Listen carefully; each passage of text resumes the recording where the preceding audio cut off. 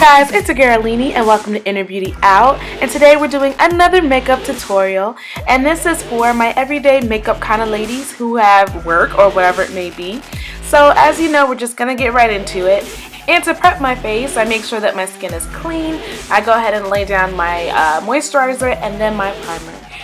Then we move on to the eyes. The brows are already done, so I'm going to go ahead and lay my base on my eyelids, and then I'm going to set the underneath of my brow bone with my favorite face powder. So that's the one that's closest to my skin. I go ahead and blend all that out to make sure that we have a smooth transition. This time we're going in and we're featuring Morphe brushes, and I love their neutral palette. It's all matte. I also have their shadow palette and that has like matte and shimmery shades, but for the sake of this tutorial we're going to go in with the matte shades.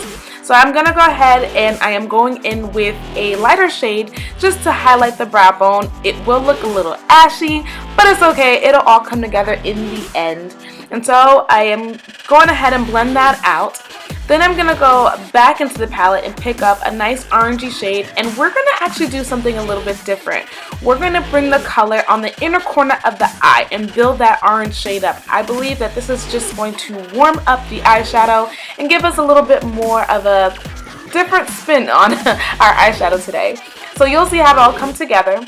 I also go in with the orangey brown shade, and that's our transition color for today. So right underneath that brow bone, where we lay down at that highlight shade, we're going to fuse both the orange shades from the inner corner of the eye as well as the transition color together. Then I'm going to go ahead, and this is really just layering different orangey brown shades. I should have called this the brownie look or something of that sort because it's like orange and browns. But basically we're layering the shades to give us a little bit of definition. I'm going to go back in with another shimmering, not shimmering, but more of a matte brown, but it's not your typical brown. It's got a little bit of a red undertone, almost burgundy-like, and that's going to go right over the lid. Now, the thing with these shadows, you don't know the names of them, but they are awesome shadows that I believe will work on just about anyone. You also make sure that you want to blend out all the shadows because we don't want to see where any shadow lines begin and where they end. We want to make sure that we don't lose the pigmentation on the inner corner of the eye with the orange. So I'm just going back in and making sure that that's all blended out. So basically we're just going to make sure that the look looks cohesive. Then I add my favorite mascara, and that's by CoverGirl. And then we go on with the eyes with our Tarte liner. So I went for an extreme liner today, and I thought that that would be the thing that would stand out in this particular neutral everyday look. So if you're fierce enough to go ahead and try a wing liner, then go ahead and do that. You can make it a little bit smaller if it's to your liking, but I went for a more dramatic liner. I kind of went slow so that I can show you how I do it. It's not an easy thing to do. Practice makes perfect. I'm still learning, and so are you. So you just want to connect the lines and make sure that you get it as straight as possible. Working with gel liner is a little bit easier than working with liquid liner because you have a little bit more control. That's just my take. I'm going to speed through this part. I'm sure you all get the point. Next up, I'm using this new glue, lash glue. It's by iMovie, and it's actually pretty comparable to the Duo Black Lash Glue that just came out, only it's a little bit stronger. I think it's awesome. If you haven't tried it out, go ahead and check out iMakeYouBeautiful.com. I'll leave it in the clip and you can see it for yourself. The next thing that I go ahead and go in with is my actual primer. I'm trying out the new Black Radiance primer. It might not be new, but for me it is. And it's a mattifying primer. It is at the drugstore, so you can get it at your local Walgreens, CVS, or wherever they sell Black Radiance.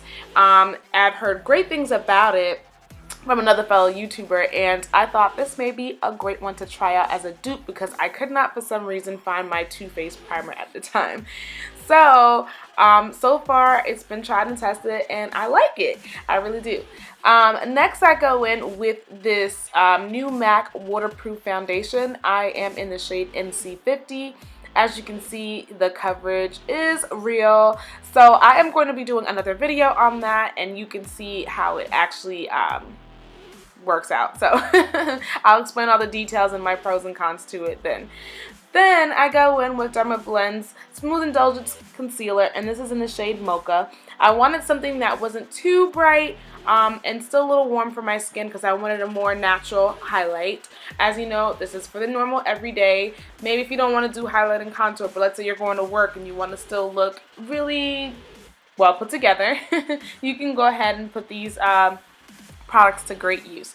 So something in the shade that is warm like this with a little bit of orange tone cancels out any dark circles, and using it with your finger is amazing because it helps warm up the product. Now, as you know, I'm a little bit of a glam girl, so a little bit of an extra, I could say, is what I need in my life. And so I went with the LA Girl Yellow Color Corrector to brighten up the concealer just under the eye, just where I needed the highlights the most. And so I went in with my beauty blender and blended all that out. It won't be drastic. You'll see it in the end. And as you can see, it's not as light as I usually go as far as my concealers.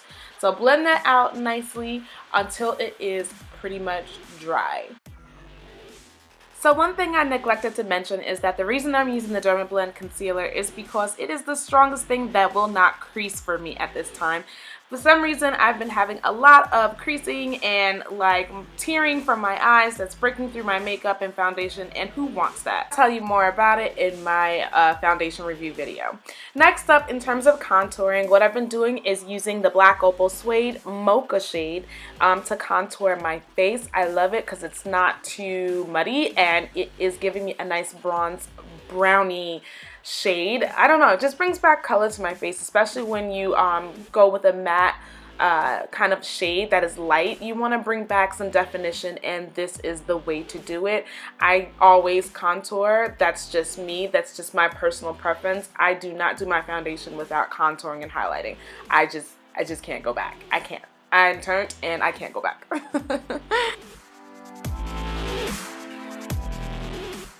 So once you're all blended out, you want to set your highlight, and I'm using the Sacha Buttercup powder. I don't know what I would do without this particular setting powder. Like, I love, love, love this. This is my go-to, and I love it better than the Midnight setting powder.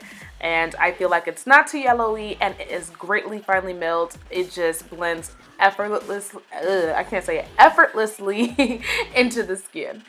So I do that and set all my highlighted areas with a wedge sponge that is dry, it's not wet, and I go back in with my bronzer. So my favorite bronzer is a drugstore bronzer, and it's by CoverGirl. It's in the shade Ebony Bronze, and I feel like it gives me the right nice contour shade where I just love it. So you just want to be able to make sure that you set everywhere that you've pretty much applied liquid to. That's the whole point in making your foundation look a little bit more natural and last long all day. Set the liquids, please. Next, I go in and set underneath my eye while I'm taking off a little bit more of that highlighted shade with MAC Studio Fix Powder Plus Foundation in NC50. So I go where underneath my contour area, and then I go ahead and set my face with the NW44 shade. I know you guys are probably like, how many things are you about to add on to this highlight? Okay, so this is really important to me too. It helps bring a little bit more, I want to say, brightness underneath the eyes without being overly dramatic. And that was my sculpting powders, and I'll include that information. Next, to be able to bring some color into the face, I am using an eyeshadow and a blush, and they're more in the purpley shade range. I haven't found something from MAC that's just like a purple shade, so this is why I had to mix both of them together to give me like a mauve-y look. And I go back in with my powder brush and just want to make sure that everything is nicely blended.